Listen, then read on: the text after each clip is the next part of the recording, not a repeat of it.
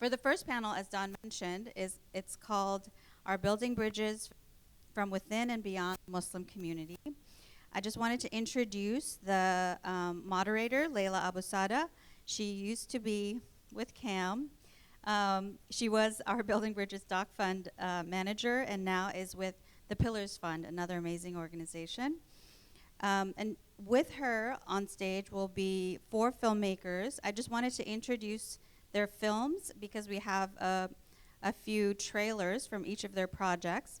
First we'll have 1111 by Mahnoor Euceph, GHUSL by Zaid Hassan, Just Potential by Aizzah Fatima, and we also have a doc feature that premiered last night, Uncommitted by Razi, Jafri. So enjoy.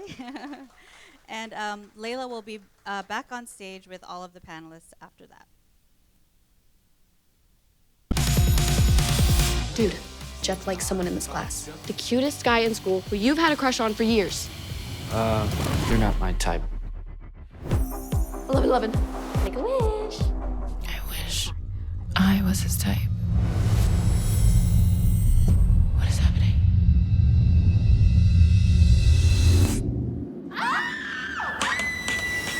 You're gonna go to Jeff's fat rager. You have to make a move.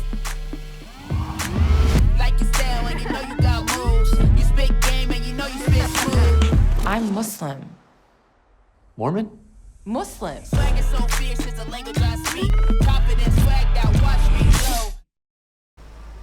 Man, I tell you, that was one cool kid. Yeah, he is. He is.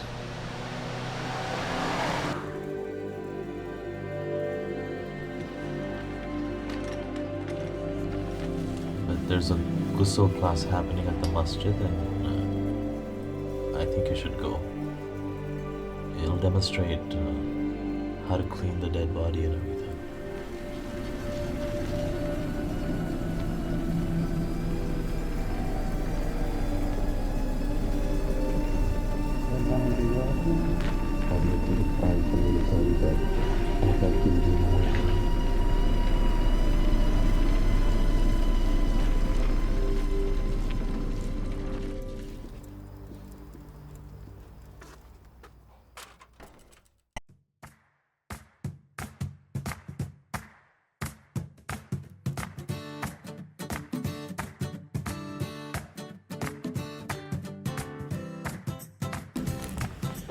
Why aren't you on the pill?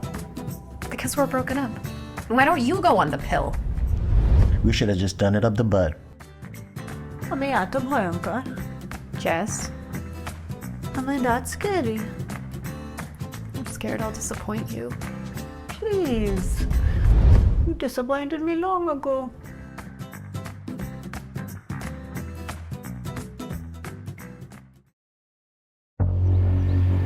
The truth of the matter has caught up with this country. We're in moral appeal. Our nation is aiding and abetting genocide, and we are complicit. That is the naked truth. October happens. I begin organizing right away, rallies, educational videos, contacting people, phone calls, meetings from 6 p.m. to 2 in the morning. Planning a mass rally in Detroit, 30,000 plus people. We are asking Michigan to come out and vote uncommitted to send that message to Joe Biden that we will not be complicit in genocide. We are uncommitted to his re-election. Stop the weapons that are being used to harm and kill civilians illegally. Those civilians are our own family members.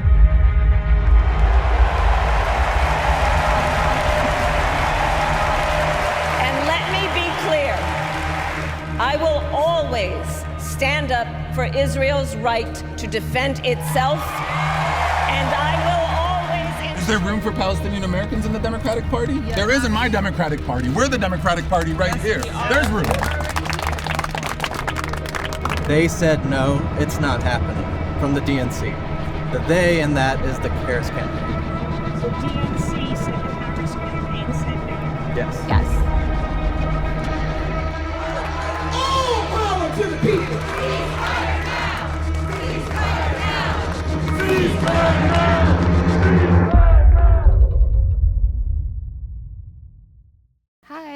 Leila. I wanted to invite up Aizzah, Fatima, Razi, Jafri, Mahnoor, Euceph, and Zaid, Hassan.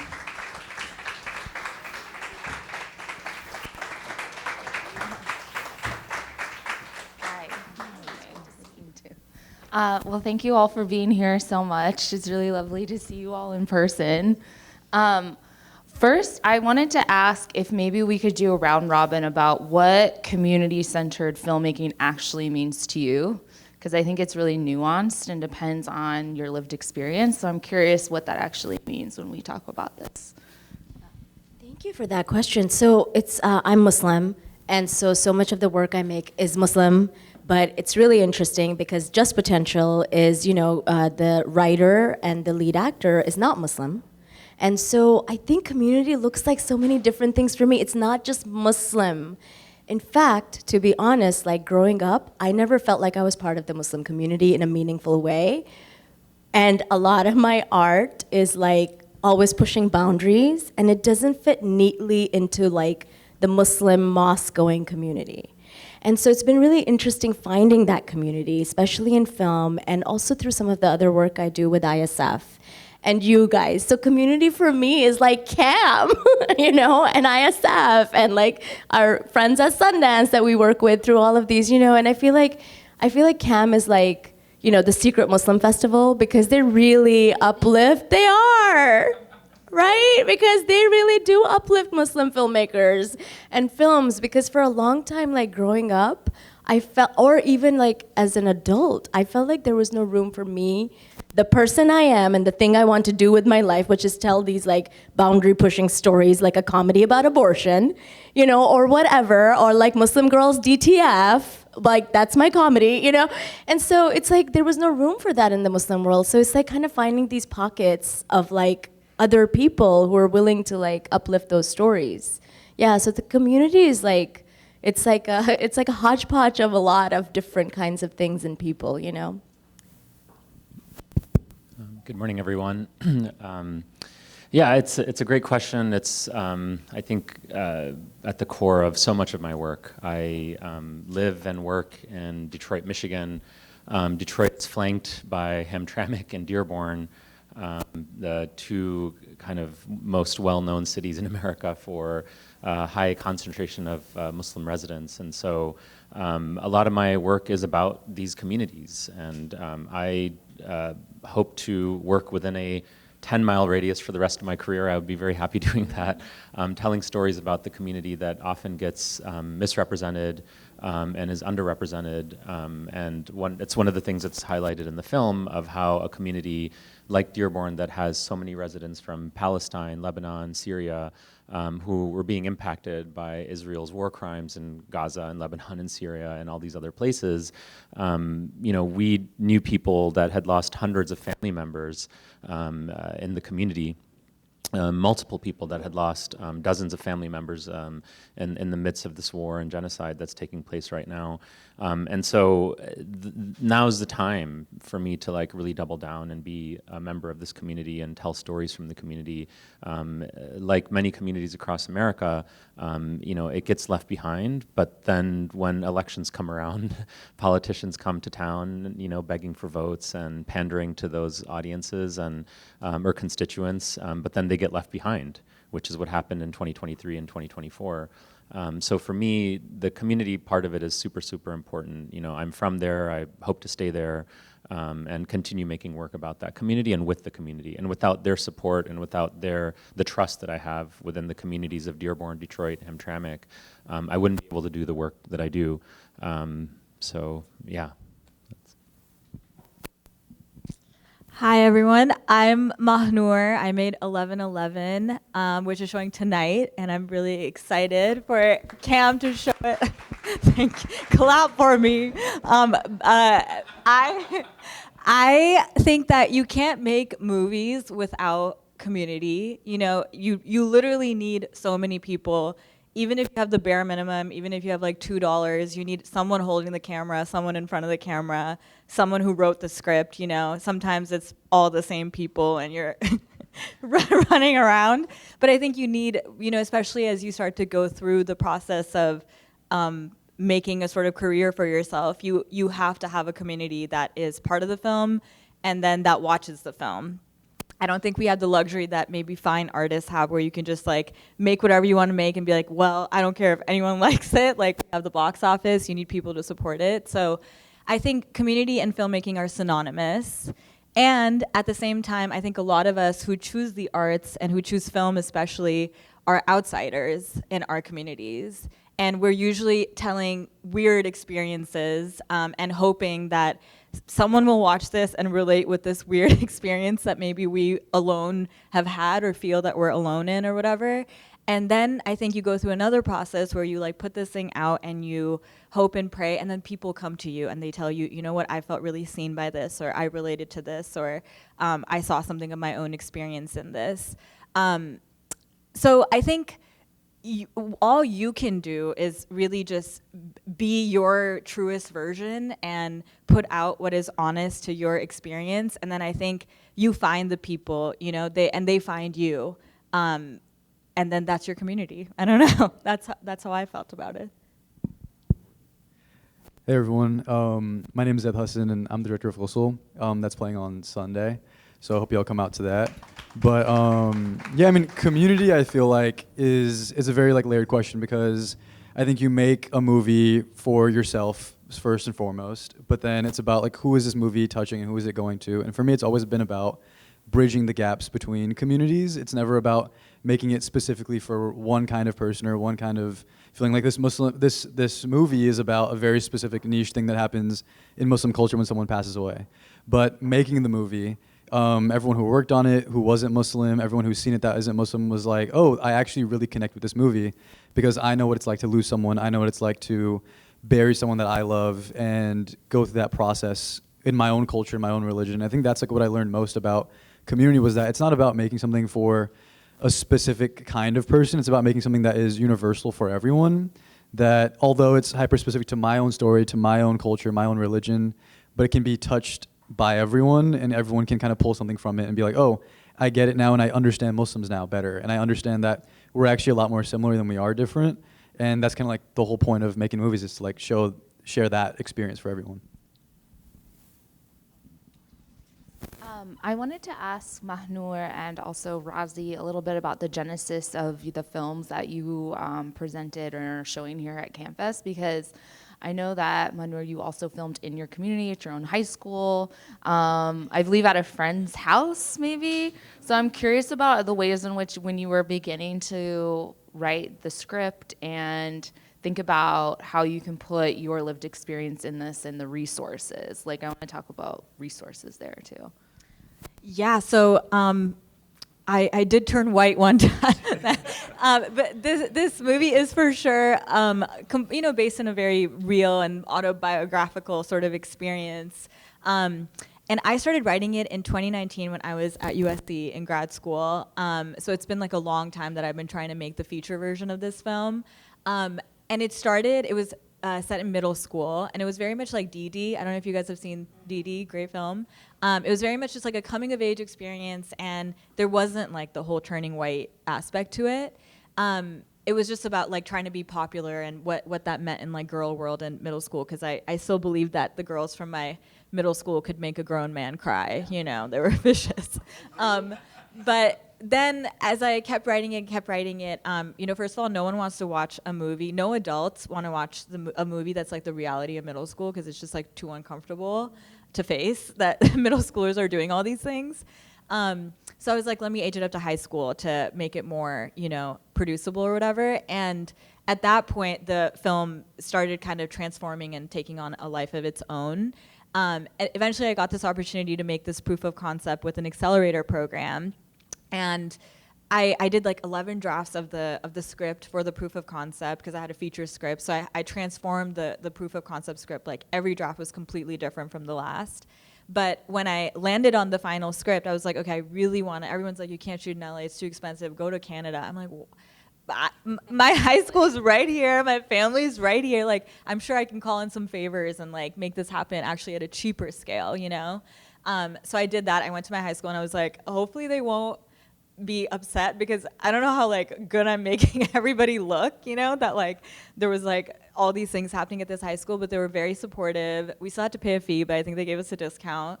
And then we filmed, there were all these like weird ironies in the movie, and it just shows you how like stereotypes just like, they break down so quickly. For example, the rich like white guy's house that we're filming it, like the mansion, that's like our brown family friend's house, And it was like hella brown, and we're like, remove this, we need to make it look like a white boy's house. And then like, I had all these jokes written in the movie about like, oh, the brown girl has like luscious hair, and she's like, I have no hair now, I'm like a hairless cat. But actually my actresses, like the white girl had way more luscious hair. And I was like, no, the stereotypes are not working. But anyway,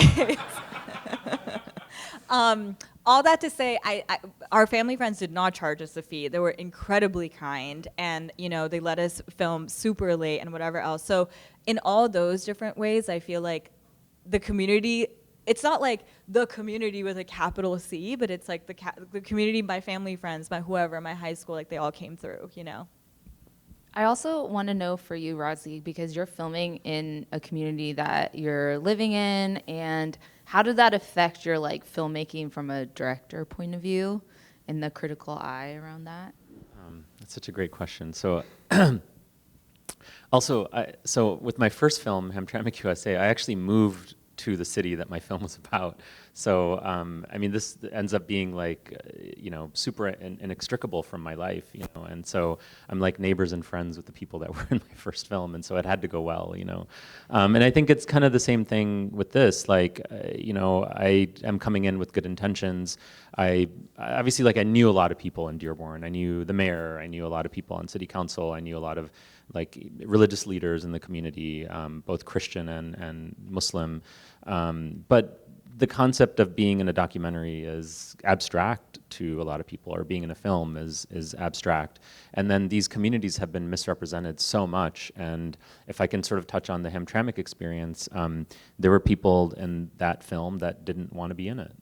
They didn't want to be interviewed, and they were very happy with the end result, but they did not want to participate, in the film. And so I think like the approach for these projects, even if you live in a community like I do, or in proximity to multiple communities, there are formal and informal processes. There's capital C and lowercase c when it comes to community. And so we have also filmed in high schools and community centers and churches and mosques. And so sometimes that has required like very formal requests and fees and permits and things like that. And other times it's like, okay, well, just come in on a Saturday between 12 and 2 and you'll be good to go, And then, it's a lot of vulnerable people in the community as well, undocumented, refugees, new immigrants, and especially in the context of, ICE and everything that we're dealing with, like, right now, because we film pickups much later. The story of the film takes place in 2024 to early 2025, but then we continued filming a little bit in 2025, and of course through 2024. And so there's a lot of reluctance, and a lack of trust, especially if like people don't know you. And so that requires a lot of showing up to communities without the camera, without equipment, and just building connections and building relationships, and using references as well. And I think like as the more people get to know you, I think this is probably one of the best ways to be, especially a documentary filmmaker. If you're living in a community, you know that community very well, you know the nuances, and everyone has a point of view, so this whole issue of like, oh, well, you're biased because you live here, or you know this community, you're familiar with it. It doesn't matter, everybody's biased, when we're telling stories. And so I think that's also the kind of fear that people might have in a community like Dearborn, Detroit, and Hamtramck, which is that in the past people have come in from the BBC or even Al Jazeera or Middle East Eye, or even media outlets that might be even friendly, but they don't get the story right, and it can cause harm to the community. And in the film, there's a moment where Middle East Eye does do a story on Uncommitted, which is inaccurate, and it does cause harm, and it hurts their cause, and it undermines what they were trying to do. And they didn't verify, So I think a lot of communities like this, like in Dearborn, Hamtramck, Arab American, Muslim communities, there's a lot of reluctance. And so I think it's a huge advantage for me to like be present there and continue to build those relationships. But yeah, in the beginning, if I just really quickly with the origins of Uncommitted, I didn't know Lexi, Leila, and Abbas very well, and Waleed I didn't know at all. And so I just had to rely on references, and that's just the word of mouth in the community. And so thankfully they let me film on the first day of the primary, and I was able to get behind the scenes, and that's kind of how things got started, and the relationship continued to build. I want to go back quickly to the context you were talking about Middle East Eye that you brought up, which I thought was really interesting, because in the film you talk about how Middle East Eye ran this news report that the Uncommitted movement was apparently taking some funding from the Kamala Harris campaign, even though Kamala would not recognize, you know, the Uncommitted movement. I was curious about what that felt like for you to add that into the film and, like, you know, showing this to the Uncommitted movement members at some point. They're going to see that. Like, I think it's actually really important to talk about some of that when you're filming so intimately with the community as well, but then you have to talk about all the layers of that story that include things that might not reflect well on them in some way. I'm curious what that was. There were two things that I was very scared, or kind of, maybe that's a bit of a strong word, but anxious about when they were watching the film. And so we were part of like a works in progress screening at the St. Louis International Film Festival, and we had Abbas and Lexi came out for that screening. It was the first time that had seen any footage in the film. So one member of the community who's from the Arab American Anti-Discrimination Committee, ADC, Abed Ayub, who's no longer the executive director there, but he was extremely critical of Uncommitted, to a point where it's like a little bit over the top, you know, and so I was very nervous about how they would react, because the fact that we filmed with him, the fact that we included the interview in the film, and he gives a very biting critique of Uncommitted. And then the Middle East Eye thing, which Uncommitted was accused of taking money from a funder that required them to endorse a candidate. And so, which in the film you see they don't end up voting for Kamala Harris, and they don't endorse the Harris campaign. But those two things made me very anxious, but if we didn't include those two, then it would not have been an accurate story, because it's not like the Muslim American community unified around Uncommitted. I mean, it's funny, like because I live in Detroit, like I'm like, well, everybody knows about Uncommitted, but like nobody, like a lot of people don't know about it, you know, despite the fact that they got 1 million votes and got 36 delegates. Like, as Leila says in the film, she had to ask her boss, what the hell's a delegate, you know? And so it's kind of this like niche thing, you know, but then also there was not a lot of, you know, it's not like Uncommitted was the one thing that people got behind. A lot of Muslims got behind Green Party candidates. A lot of people didn't vote because of how disenchanted they were. So that was very hard to show them. But if I left it out, it wouldn't have been an accurate story of the journey and the saga of Uncommitted, which is still like unfolding today. And also just to recognize, because you're like the only documentary up here right now, there's like such a different cadence, like with like filming that I just wanted to name very much so in that regard too. I'm also curious, from Aizzah and Zaid, your films to me showed the universality of like making a really hard decision. So there's that through line between both of them. And your film, especially Aizzah, was filmed really quick turnaround, so it was like a labor of love. How did you like engineer all of your community to show up to make this film happen in a short turnaround? Yeah, I mean, it's so, you know, again, like the writer-actor is I met her like in audition rooms, you know, and then she reached out and she's like, hey, Aizzah, I have this film. I don't know what to do with it. My friend, who's a pretty well-known producer, is like, raise $50,000 to make your short. And I was like, no, girl, no. We're going to do this in one day, in one location. She, you know, and she ended up getting this small grant from the Asian Women's Giving Circle in New York. They're an incredible organization that really supports film theater across the board artists. And anyway, once that happened, I was like, okay, we have a tiny little bit, we can shoot for one day. And she had a 15-page script. So I was like, okay, cut it down. And she did. She got it down to 7 pages. And I was like, girl, five. And she couldn't do it, but we did it. We shot like 6.5 pages.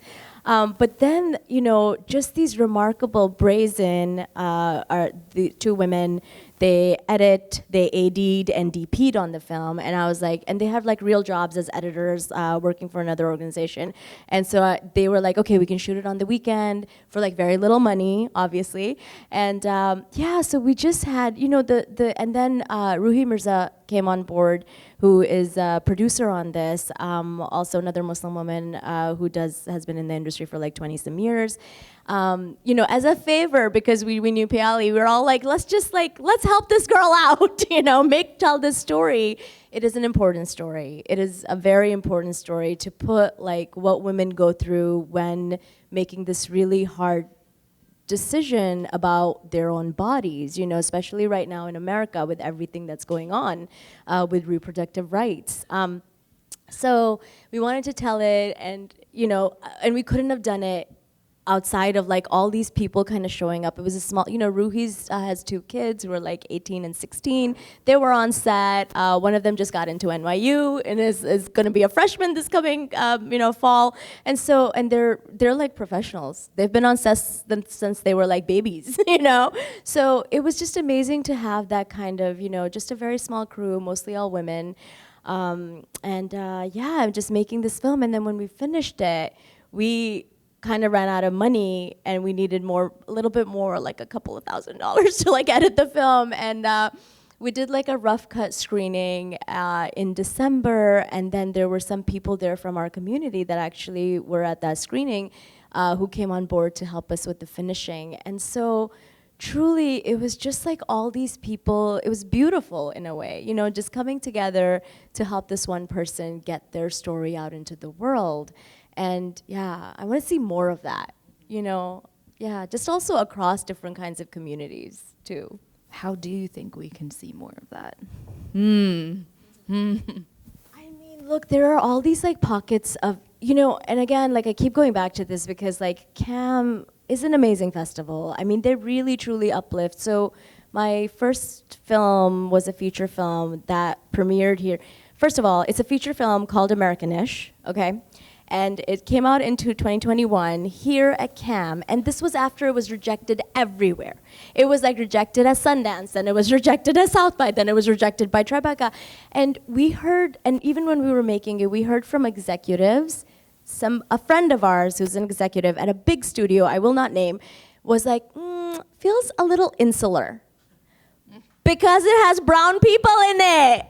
I was like, what? And so, I was like, it's a brown woman's story. It's an ensemble with like 4 brown women. It's like intergenerational as a mom and 3 younger girls. And so rejected. Nobody was doing anything with it until CAAM did. CAAM world premiered it, and then it went on to like 50 other festivals, won 25 awards, got picked up by like Sony International. None of that would have happened without CAAM. So I think it's just like, we need to like find our people.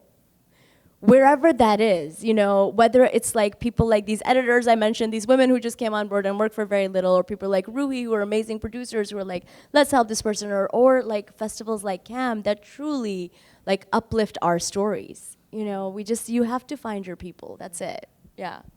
Thank you. Zaid, I want to talk about GHUSL because I've seen it 3 times now, and I think talking about like beyond the Muslim community, films that talk about the relationship between a child and a parent are universal in scope, but also I can think of a few other films that would program side by side to yours that talk about so many similar themes, like Andi Timur's Last Flight Home, or even Gas Station Attendant that's playing here too. So I was curious about your film and that theme of like, okay, making a decision, having to show up for your parent who's sick and going to be passing away. You talk about that. Yeah, I mean, I feel like that decision is always a really tough decision. I've like kind of grown up with it my entire life. Like my dad and me are really close, and the story is like it's like a very like personal story about like my dad and my own relationship. But growing up, like his dad passed away, and so he did his ghusl for him. My brother also passed away, and so my dad had to do my brother's ghusl. So I saw it like from 2 different perspectives of my dad losing his father, but my dad also losing his son, and what that did to him kind of like through his life. And then I was always just on the sideline watching him kind of go through this journey. And then when it became my journey, when my dad had a heart attack and he called me and he was like, I need you to do my ghusl. I was like, I always thought that was just like a thing you say, you know? I didn't think that was actually something that like I have to do, you know? And like, I didn't know what that meant. I was only 20 at the time. And I was like, I don't know what that even means for myself, my relationship with my dad. Like, does that mean he's gone? Like, if he's dying, does that mean I have to come to terms with him dying now?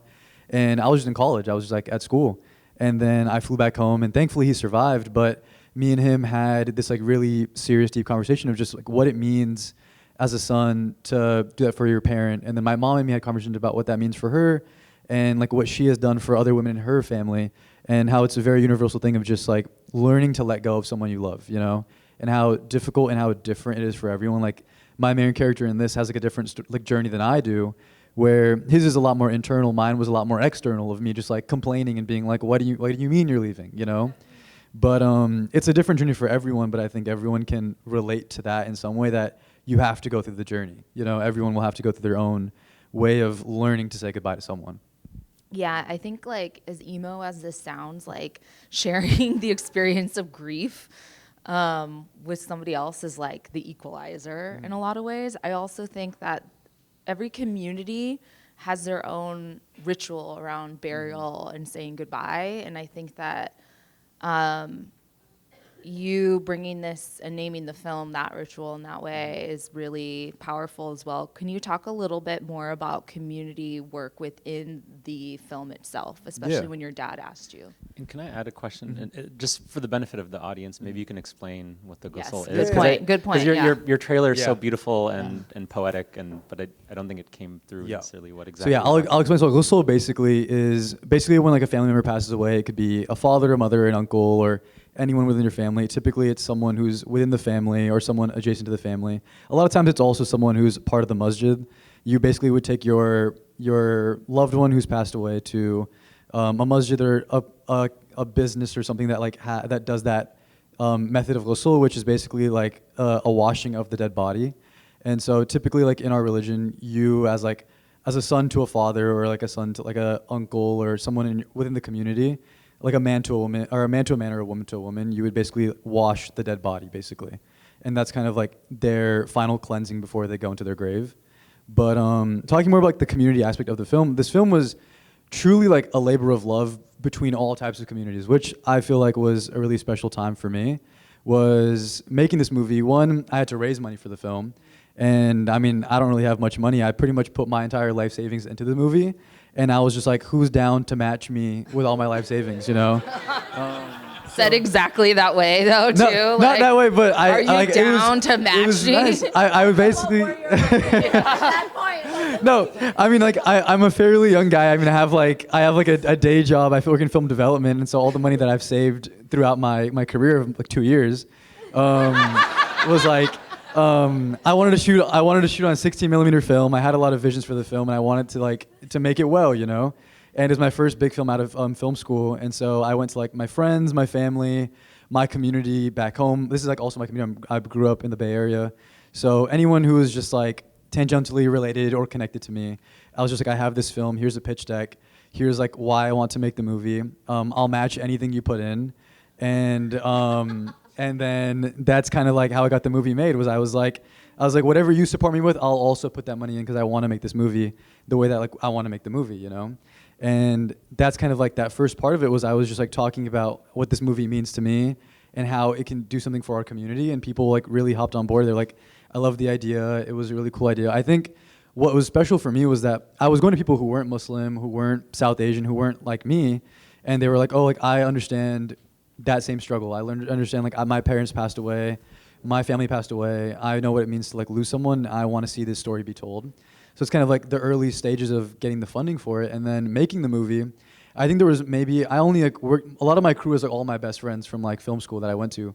And a lot of them, like they're not Muslim, they're not South Asian either. And they were just like, my producer, he had told me that he was actually Muslim, and he was telling me that his father passed away and he didn't do his ghusl.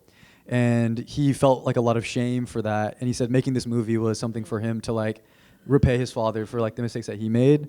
And so I think he's also really happy with like the outcome of the project too. But like the costume designer she was like, my father has dementia, and I'm saying goodbye to him every single day, and like I'm doing this project for him. And everyone kind of came to the project with a person in mind who they were doing it for. And I think that was like the most special part was I was like, oh, I never realized, like I was making this movie for, like we were talking community, like for my people, for my story. And I realized it's so much bigger than myself, so much bigger than our community. It's for everyone really to just connect with and bring their own stories to it. Like that's what I loved about it was everyone worked so hard for the film because they were doing it for someone they loved and someone who they cared about. So that was like the really like communal aspect of it. And so many people were like, don't worry about payment, don't worry about anything. Like I'm doing this for my family member, you know, wow. Which really helped it because I was like, we were really like, we were raising money as we were making it, you know, which happens a lot when you're making short films is you never have enough money to make the film. You're just making it and pretending like you have enough until your credit card stops working and you're like, oh shoot. That actually happened on set was my credit card stopped working. And we had to, like I said, I put everything into the movie. And I was like paying for this like jib we had to get on set and I didn't have, my credit card stopped working. And I was like, oh shoot, I can't pay for the jib. And they were like, don't worry, just borrow it and then pay us when you can. And I was like, oh, that's so nice. But yeah, I was like, my credit card actually stopped working. I couldn't like even feed the crew until someone else had to pay for it. And then I had to be like, I got you on the way back, you know? Wow. And then, yeah, I mean, the last story I'll say they like. matched you. Yeah, they matched me literally. And then I ran out of gas and I didn't have, my credit card wasn't working and I couldn't pay for my gas. And then some random guy next to me paid for my gas. And I was like, oh, that's so nice. But like, it really was like a big, like everyone was putting everything they had into the movie to make it to be made, you know? Which is what it takes to make a movie a lot of time. Thank you for that. That was also a really good segue into just community-centered funding and what that looks like, and also how you try to pitch films to patrons outside of the community to support the film as well. So I'm wanting to go kind of down the line as well to see what that experience is like for each of you and kind of what you learned and want to unlearn from that process as well. So Mahnoor, maybe we could start with you. So I made this movie because I got this grant. I got into this fellowship. It's called the Proof of Concept Accelerator. It was made by Coco Francini, who's Quentin Tarantino's longtime collaborator and producer, Kate Blanchett from Lord of the Rings. Heard of her? That's the one I've seen. Delete that footage. No, I've seen everything she's in. But and Dr. Stacy L. Smith, who founded the Annenberg Inclusion Initiative, which does all the gender parity research at USC. So they made this fellowship. They like had this amazing selection committee of women like Greta Gerwig and Lily Wachowski and Jane Campion and all the heavy hitters. And I just applied. I was like, my previous film, I had also gotten a grant, and I kind of like set a sort of goal for myself that like every film I do, I want to like level up in budget because I'm hoping to enter mainstream Hollywood one day soon before I die. So I was like, okay, let me just keep leveling up because I feel like I want to be able to say I'm working with bigger budgets and I want to know how to work with bigger budgets and whatever else. So this grant came along. It was $50,000. I was like, okay, perfect. I just applied, and I kind of have like a policy with all the grants and fellowships and whatever that like I don't really care about getting the grant. Like I care about making the film I want to make. And so I'm not going to like change whatever I'm writing or, you know, whatever I'm submitting to like fit whatever they want. Like I'm just, if you like what I'm putting out there, then great. If you don't, then, you know, somebody else hopefully will understand. So I just applied, I got the grant, and there was like a whole interview process, obviously, and all of that. And then I developed the film through them. But I've always felt like, you know, honestly, I haven't felt in my like filmmaking journey that people like have been like, this is too niche or whatever. Like I feel like I've gotten really lucky, but I feel like the organizations that have supported my work, they just kind of get it, you know, and they're like, we understand the universality of this project or whatever. So all of my work has been supported, usually the largest amount by, you know, like communities or organizations that are not like brown or Muslim. But of course, the Muslim community and like the Asian community and the South Asian community have like uplifted it in a massive way. Sometimes not like with all the funding, but with like a portion of the funding or like distribution or whatever else, you know.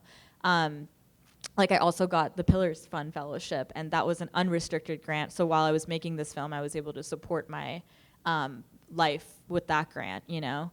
And I also put some of my own money into it from that because we went a little over budget. So things like that are really, really helpful as well. But yeah, I think get whatever, you know, there's always like these little organizations and grants popping up, and if you just have the time to submit, like just submit. You never know who's gonna help you, you know. Razi, did you still, like, how did you guys fundraise for the project? What was some of the things that you learned from that experience with community fundraising, but also more curious about things that you would not do again or recommend? Well, we're still fundraising, so. Okay. That's good to know, so you can match him.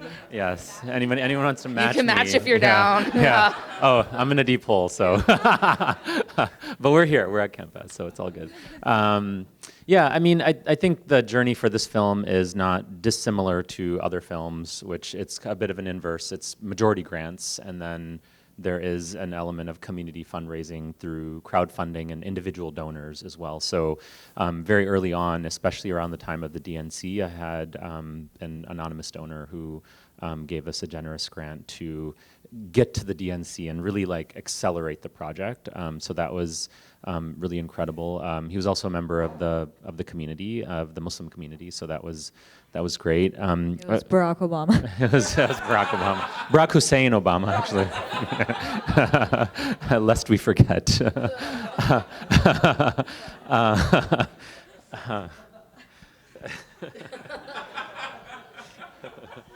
Such a champion for our community, you know, so never dropped a drone in Pakistan, you know, so never met a drone he didn't like.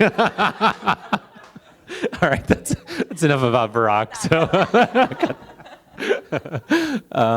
but yeah, I mean, so I'll just mention like the sort of 2 or 3, like CAAM, like everything begins and ends with CAAM. So CAAM, like back in 2017 or 2018 when we were making Hamtramck USA, like I didn't really know what a grant was, you know. It was like our first grant ever for any film that I'd ever worked on was from CAAM.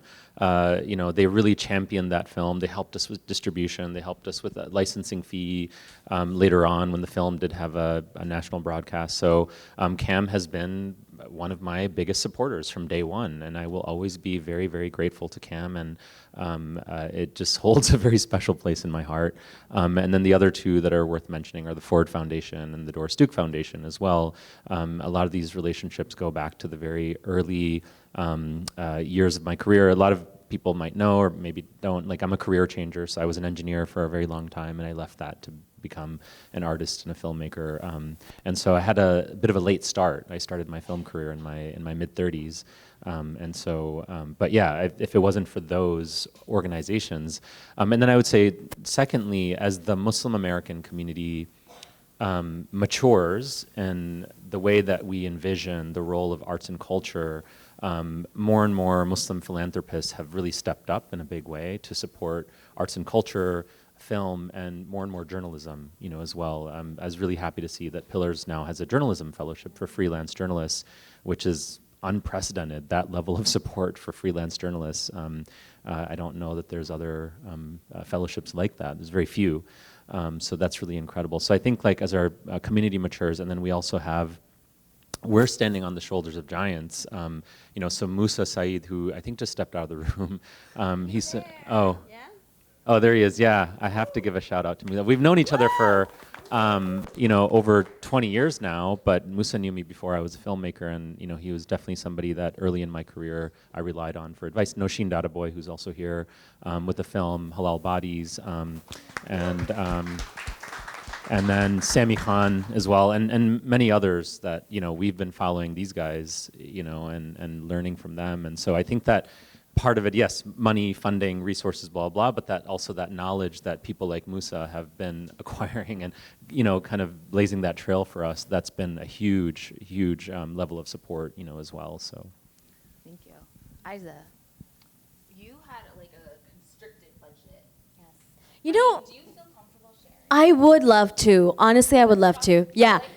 I love numbers. I love numbers. Yeah, and we should be honest about these things. You guys, I know. So look, $50,000 short. Wow. So okay, so the grant we got from the Asian Women's Giving Circle was $7,000.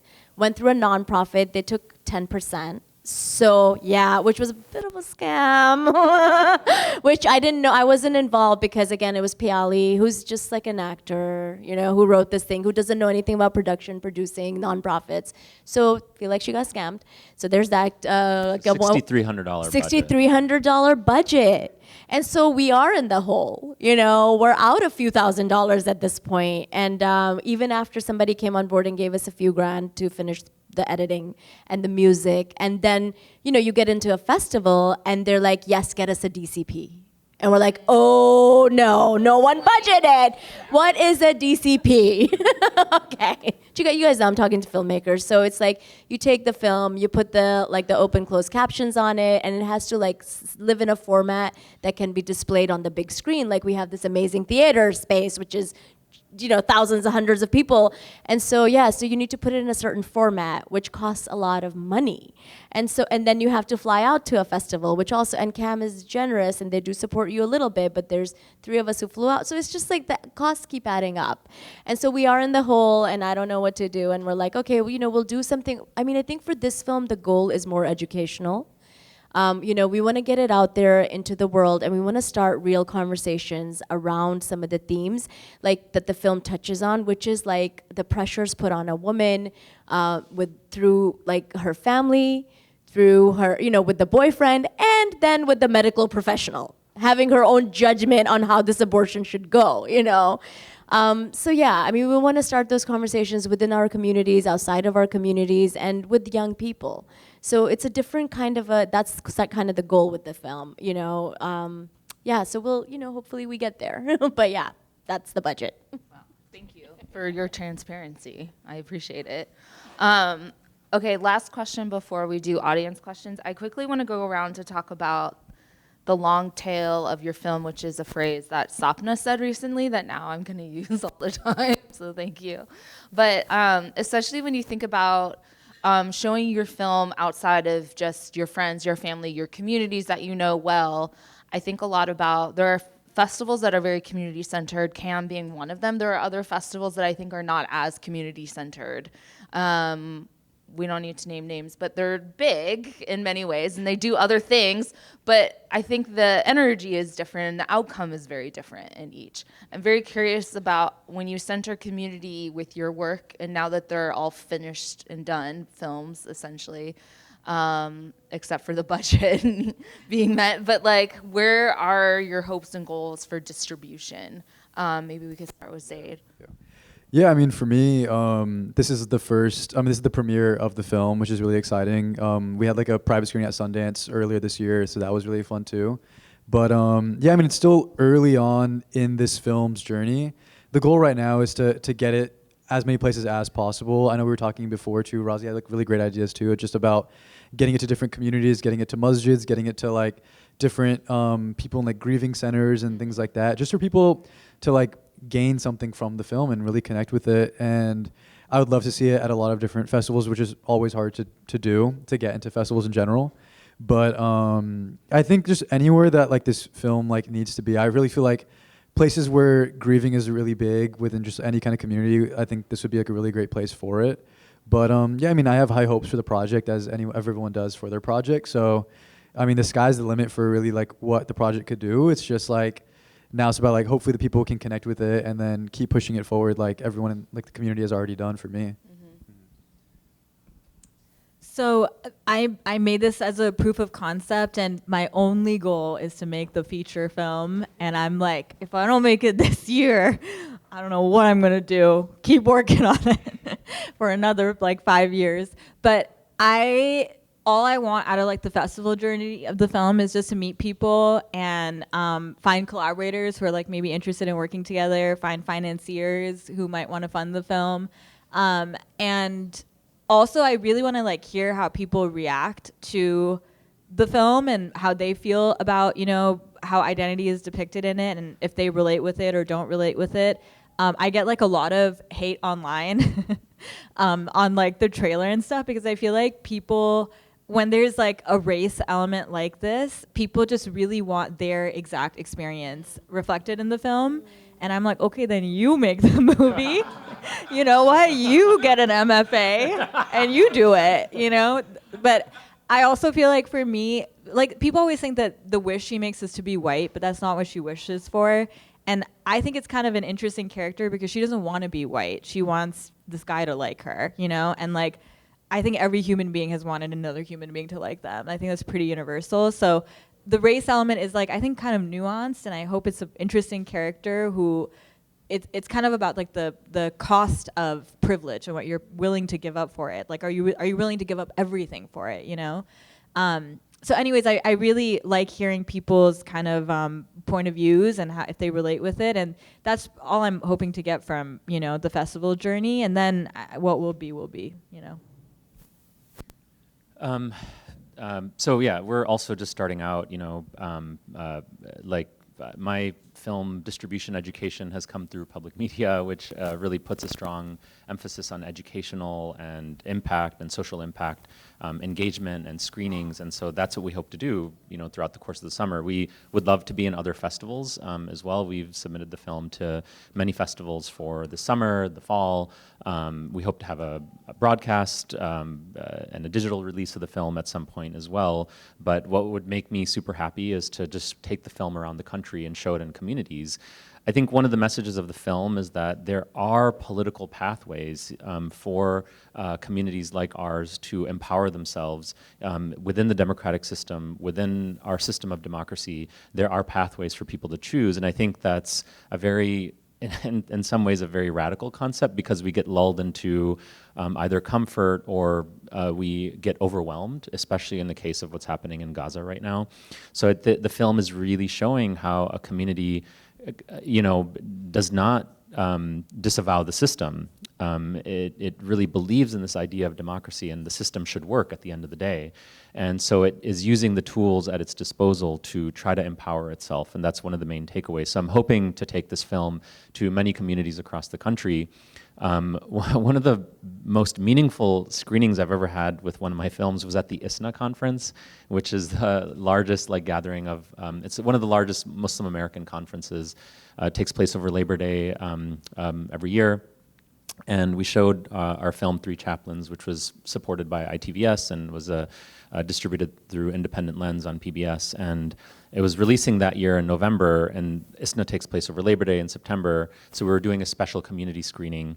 And we were at the conference, the director and myself. It was just a small team, just two of us. I was the producer. And we ran into Alex Kronemer, who's a very well-respected Muslim American filmmaker who's been making documentaries for 40 plus years now. And we ran into him, and he was just asking us about the film, and we're like, oh, we're gonna do a screening. And he was like, ooh, well, just don't be disappointed if 7 people come to your screening. And what ended up happening, however, and we were so bummed to hear that. We were just like, because that was his experience, you know, when you show a film at ISNA, 10 years ago or 5 years ago, very few people would come. But we had, we had over 140 people that came. There were people that were in a room this size. That were sitting on the floor, standing in the back, watching the film.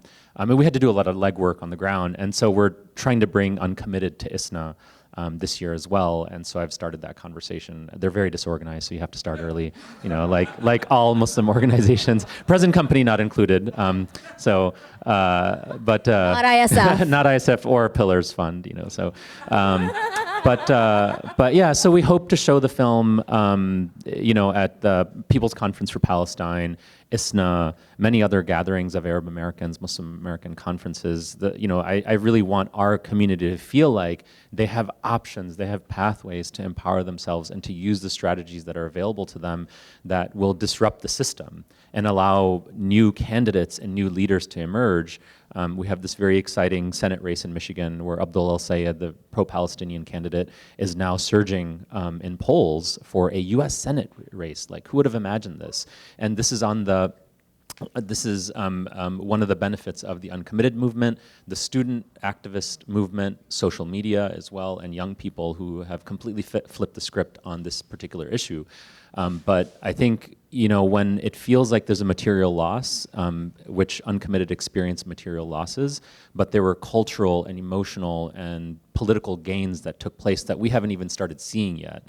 One being the public opinion on the issue of Israel and Palestine has completely inverted now.